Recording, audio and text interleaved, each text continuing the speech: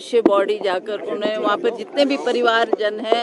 जिनके लोग चले गए उसमें उस हादसे में उनसे भी मिली, उनको भी उन्होंने सांत्वना दी और उनसे भी उन्होंने धैर्य बांधने की बात की है कि हम आपकी इस दुख की घड़ी में आपके साथ खड़े हैं और जो सरकार की तरफ से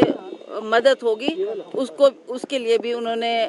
माननीय सुखविंदर सिंह सुक्खू जी को तुरंत आदेश दिए कि इसमें कोई कुताही नहीं होनी चाहिए, कोई देरी नहीं होनी चाहिए,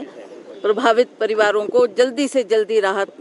दी जाए, ये उन्होंने निर्देश दिए। कल वो मनाली तक जाकर आई, जितना भी नेशनल हाईवे डैमेज हुए हैं वहाँ के परिवार के सदस्य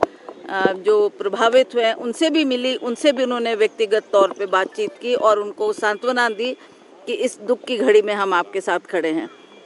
अंत में एक द्रंग क्षेत्र का एक दौरा था और वहाँ पर भी बहुत ज़्यादा नुकसान हुआ, वहाँ वो पहुँची और वहाँ भी उन्होंने उन परिवारों को संवेदना प्रकट की कि आपका घर बाहर चला गया, हम आपको दोबारा स्थापित करने के लिए जल्दी से जल्दी कदम उठा रहे हैं और उसमें सरकार भी काम कर रही है। सरकार के निर्देश के मुताबिक आपको तुरंत थोड़ी बहुत राशि दी गई है और जिनके घर चले गए हैं, जिनके घरों में दरारें आ गई हैं, उन परिवारों को भी उचित पैसा दिया जाएगा। मैम, आपने एक पत्र भी लिखा है सांसदों को, क्या? देखिए, मैंने पिछली बार जब मैं सांसद बनकर अभी पार्लियामेंट अटेंड करने गई तो ये मेरा कर्तव्य था कि मैं वहाँ पर अपनी बात रखूं, पर आप जानते हैं कि वहाँ मुझे मौका नहीं मिला। मणिपुर इशू बहुत ज़्यादा था, इसलिए हमें अपनी बात कहने का टाइम नहीं मिला और प्रधानमंत्री को मिलना तो बहुत कठिन कार्य है। पर फिर भी मैंने जो हमारी फाइनेंस मिनिस्टर है सीतारमन जी, उनसे भी आग्रह किया कि ऐसे वक्त में आप हमारी मदद करें। उन्होंने कहा आप तुरंत एक मुझे भी चिट्ठी लिखें, होम मिनिस्टर को भी चिट्ठी लिखें और हम इसमें अवश्य हिमाचल प्रदेश की मदद करेंगे, ऐसा उन्होंने कहा। अब कितना अनाउंस करते हैं, कितना देते हैं, that is for the prime minister to decide. Obviously मैं इसीलिए उत्सुक हूँ कि हमारे को मौका मिलना चाहिए और हमें इतनी बड़ी त्रासदी हिमाचल में हुई है, वो हिमाचल प्रदेश जिसको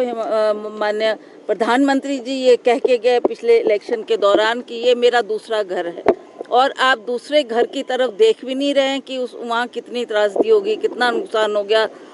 इसकी स्टेट गवर्नमेंट इसकी भरपाई नहीं कर सकती। उसके लिए हम प्रधानमंत्री जी से आग्रह कर रहे थे कि आप हमारी बात सुने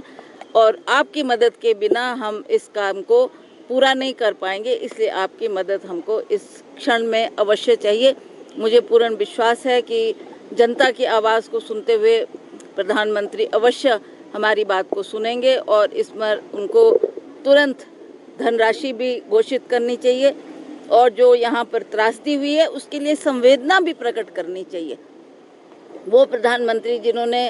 इसको अपना दूसरा घर माना, यहाँ के लोगों को ये कहा आप मेरे परिवार के सदस्य हैं, तो परिवार के सदस्य आज त्राही त्राही कर रहे हैं। जगह जगह इतना उपद्रव हो गया है, उसमें आज उनके प्रति उनकी तरफ से कोई दो शब्द भी नहीं आए, जिसका हमें खेद भी है, दुख भी है, पर फिर भी हम बार बार इस इशू को उनके सामने रखते रहेंगे।